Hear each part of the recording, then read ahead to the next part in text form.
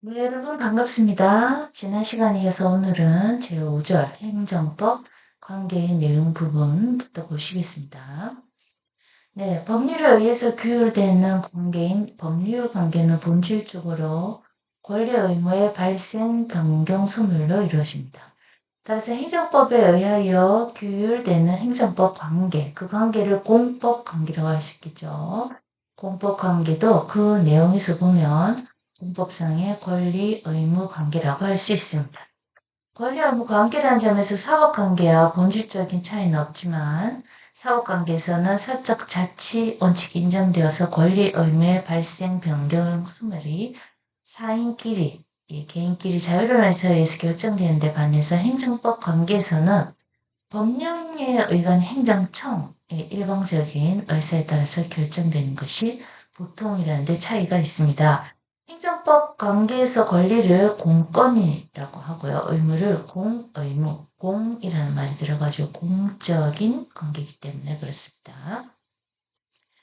행정상의 법률관계라면 국가, 공공단체, 공무수탁사인과 같은 행정 주체를 일방 당사자로 하는 행정에 관한 모든 법률관계를 말하고 있습니다.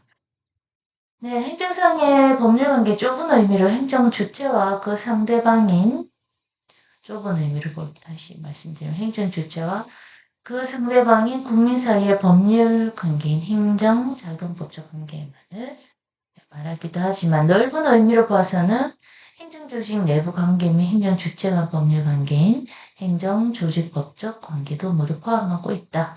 그래서 주체는 국가다. 그리고 개체는 국민이다. 이렇게 보시면 되겠죠. 네, 다음. 네, 행정법상 이제 그 법률관계 의와 종류를 보시면 일단 행정조직법적 관계와 행정작용법적 관계를 나눠집니다.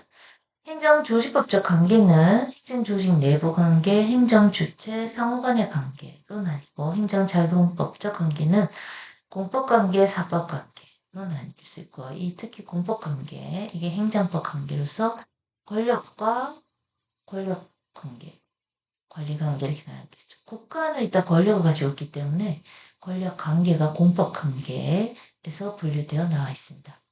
행정조직법적 관계 다시 보시면 행정조직법적 관계는 행정조직 내부 관계와 행정주체 상호 간의 관계로 나뉘어집니다. 행정조직 내부 관계는 상하 행정관청의 관계, 즉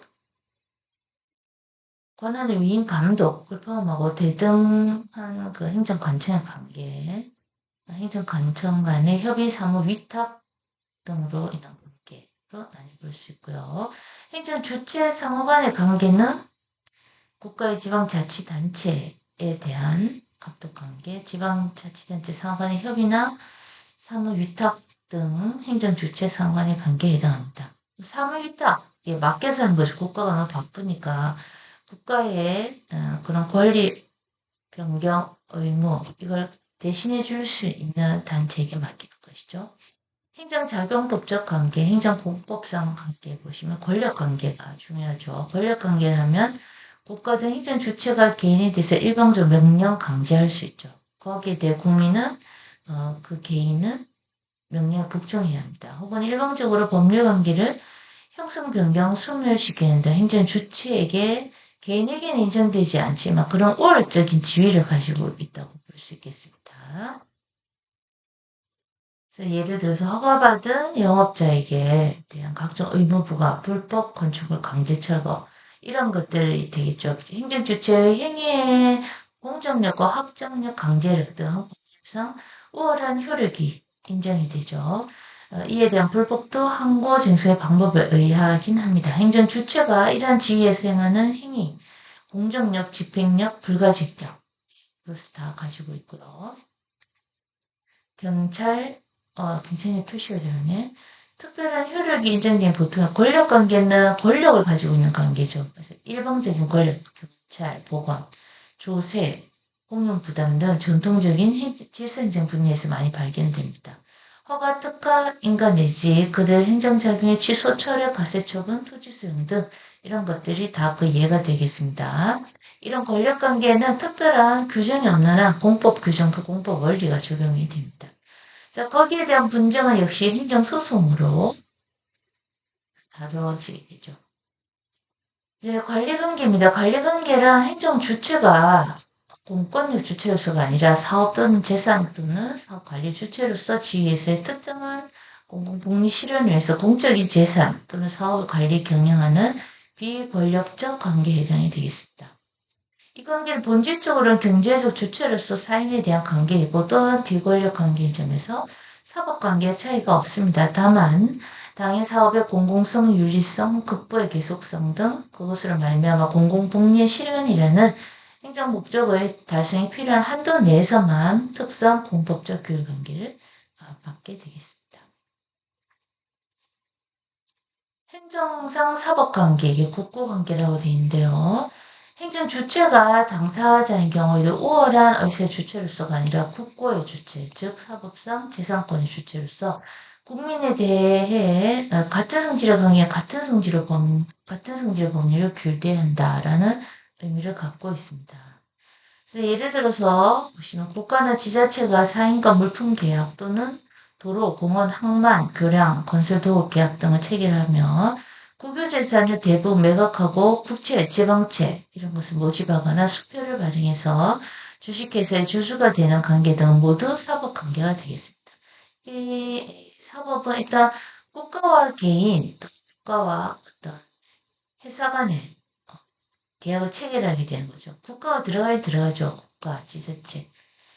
그리고 사인 이렇게 들어가는 게 행정상 사법관계라고 할 수 있겠습니다. 적용 법규는 행정상의 사법관계는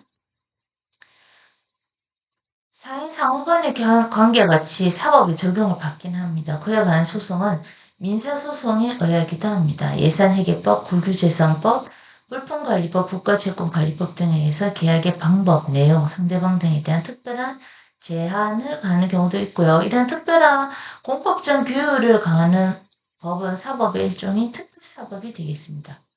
사법 중에서도 특별사법. 예.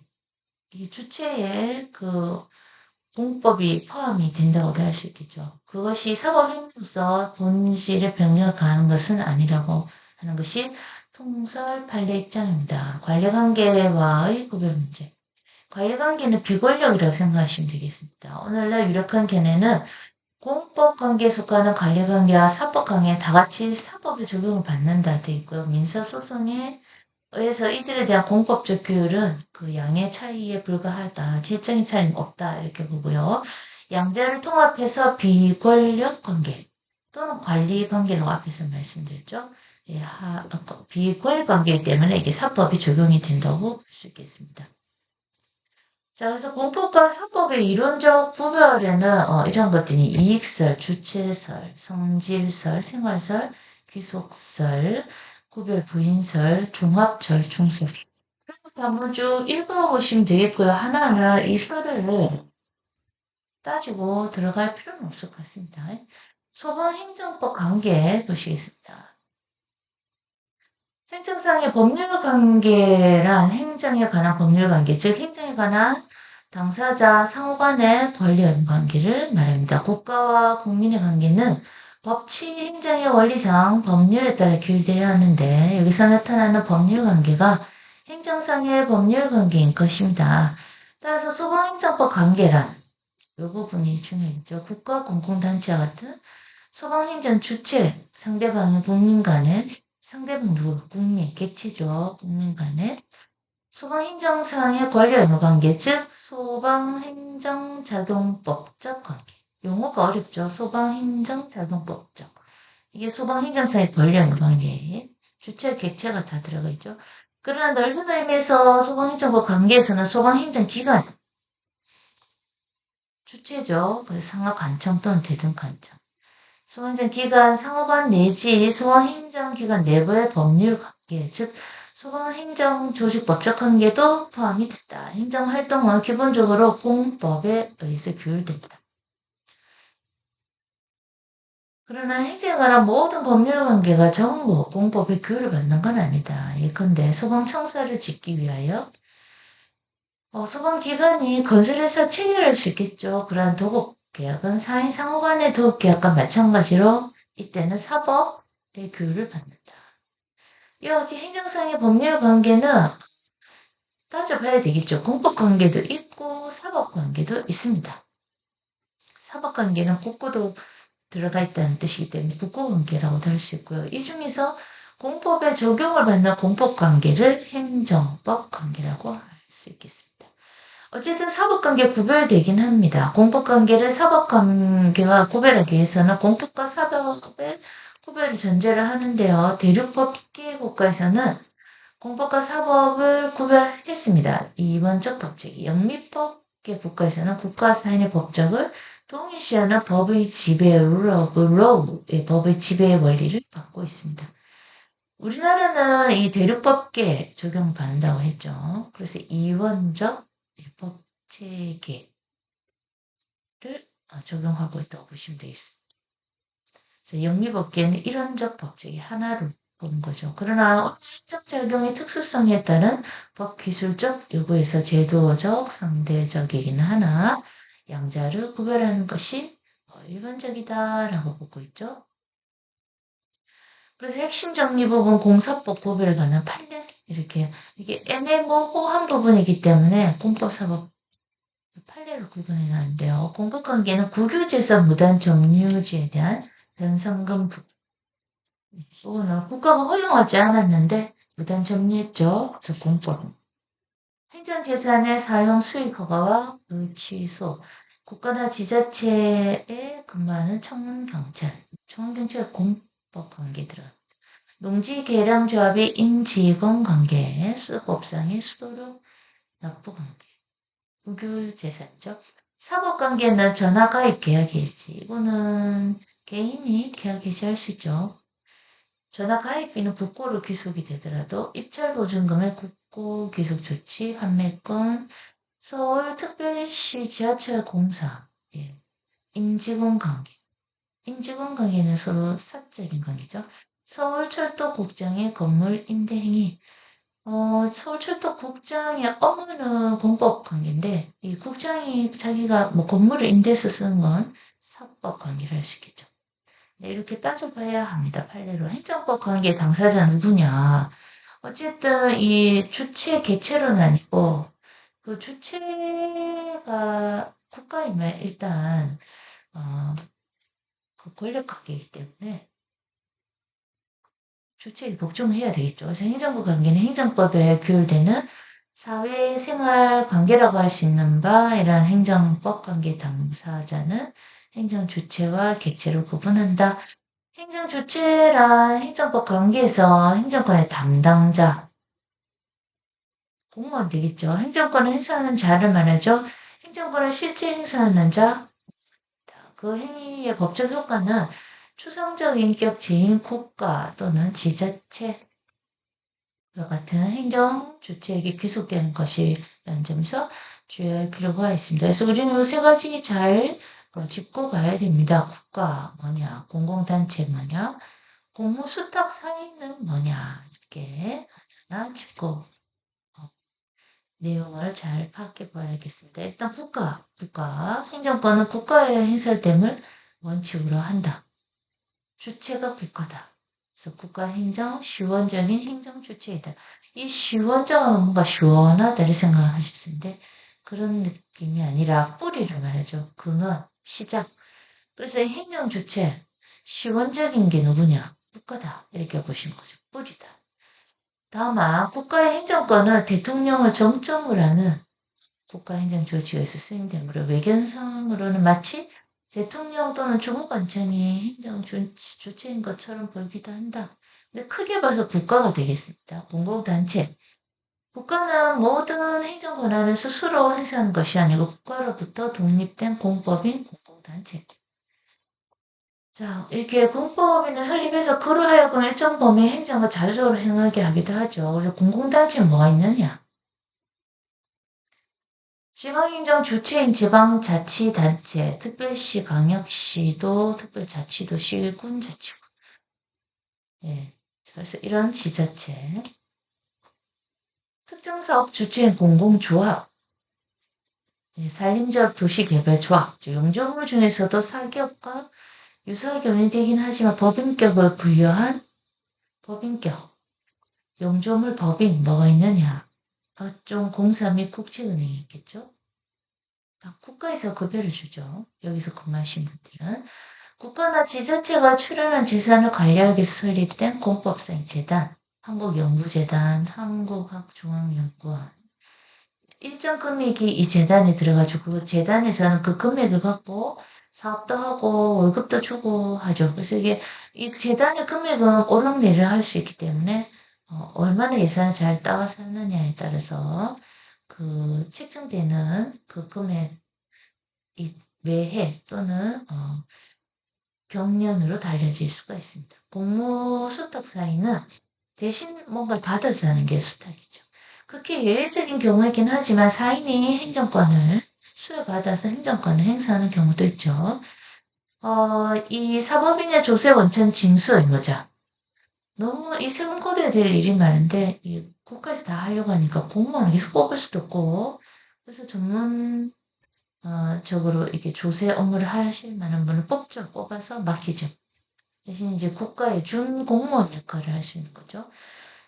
사립대학 총장의 학위 수여, 별정우체국장의 최신 업무수행, 선장의 경찰 업무 호적 사무수행. 그런 업무를, 공적인 업무를 국가를 대신해서 해라라고 그런 권력을 쥐어주는 거죠. 또 사인이 공행정사무를 수행하는 경우에도 행정기관 보조인에 불과한 경우, 예를 들어 아르바이트를 우편 업무를 수행합니다. 명절 때 우편 업무가 상당히 많죠. 그러면 실제 공무원 시험 쳐서 공무원이 된 건 아니지만 파트타임으로 그 사람을 뽑아서 이 공적인 업무를 맡기는 겁니다. 그러면 그 사람은 공무수탁 사인이라고 볼 수 있겠죠. 행정을 대행하는 것에 불과한 경우 차량 등록 대행, 자동차 검사의 대행 등 뭐 이러한 일을 맡길 수도 있는데 그 구분을 해서 어떠한 경우에는 공무수탁 사인이 아닌 경우도 있고 하는 경우도 있습니다. 그래서 여기서 요 단락에서 말하고자 하는 건 이 공행정 사무를 수행하는 경우에 행정기관 보조인, 그러니까 이제 이 파트타임으로 뽑긴 뽑았는데 보조하는 업무에 지나지 않는다. 아주 단순 노무적인 일에는 공무수탁 사인으로 두지는 않는다는 거죠. 근데 그 외에 그 권한을 크게 가진 경우는 때로는 그 1년 계약직으로 해서 준공무원 역할을 하기도 합니다. 예, 그때그때 상황에 따라서 판단이 달라질 수 있겠습니다. 행정 객체입니다. 행정 주체에 대해서 그 상대방이 되는 자를 객체라고 하고요. 국민입니다. 행정 객체는 사인이 되는 것이 원칙이나 때로는 이제 공공단체나 국가 또는 다른 공공단체에 대한 관계에 있어서 객체로 두기도 합니다. 국가는 시원적인 행정 주체에서 어, 근원이 되는 것이죠. 행정 객체가 될 수 없다라는 견해도 있습니다. 이건 이제 이론적으로는 그렇게도 말합니다. 국가에 대한 수도를 부과해서 같이 국가도 예외적이면 행정 객체가 됩니다. 그러니까 이 수도료는 개인이 내는 것이 아니라 예외적으로 국가도 별도로 내야 되는 경우가 있죠. 그러면 이 국가도 객체가 될 수 있다는 것이죠. 여기 이제 각주에 보면 48번 각주인데 48번 어딘지 잠깐 보겠습니다.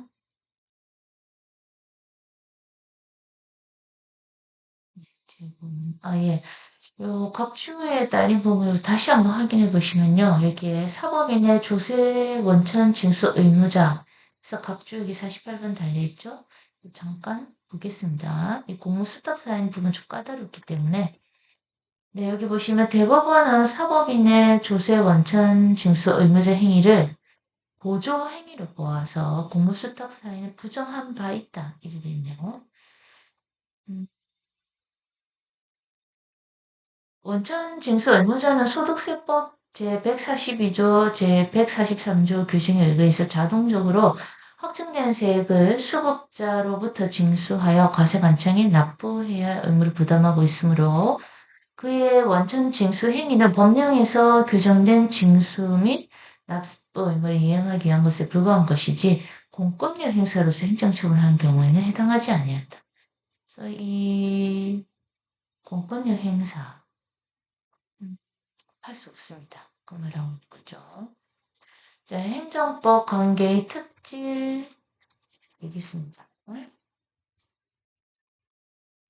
자, 이것도 다 보지도 않고 이 부분 읽고 마지막에 권리의무 특수성이랑 권리 부재 수단 특수성 정도 잠깐 보겠습니다.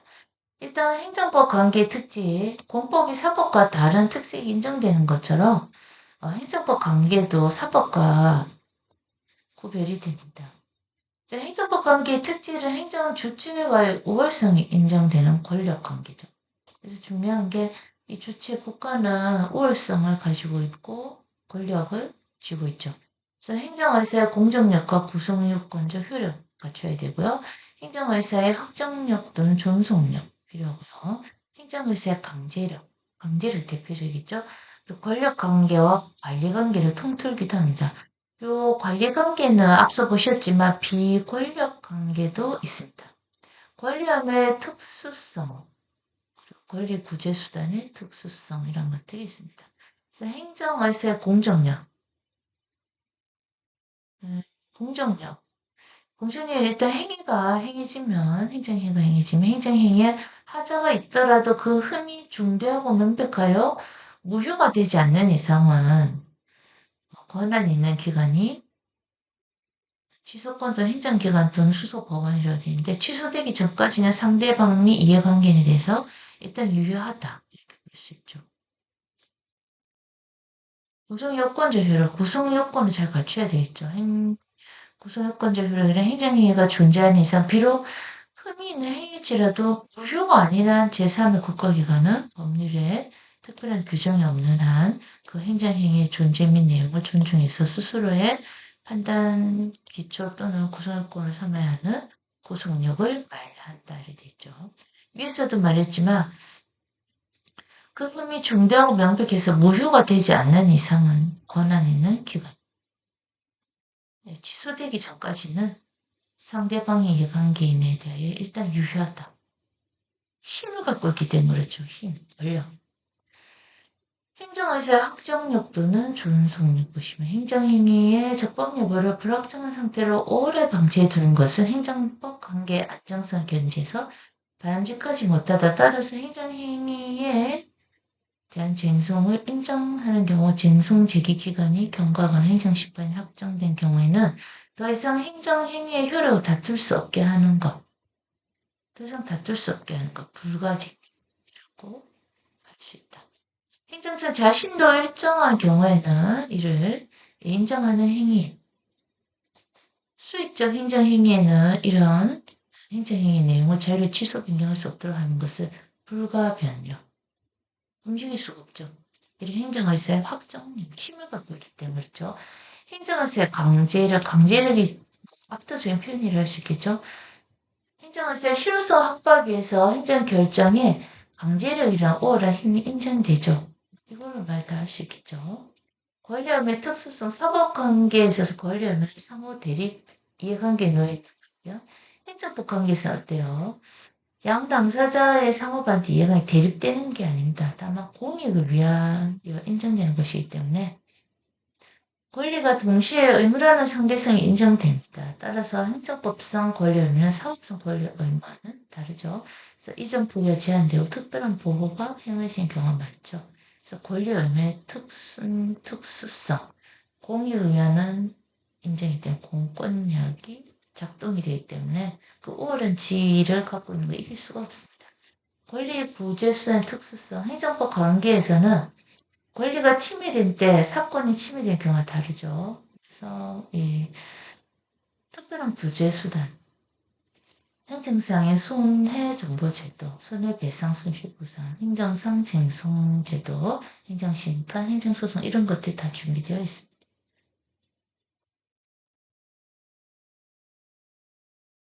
행정법 관계 내용, 행정법 관계 내용이란 행정상 법률 관계, 공법 관계죠. 기본적으로 권력과 비권력, 다시 했네.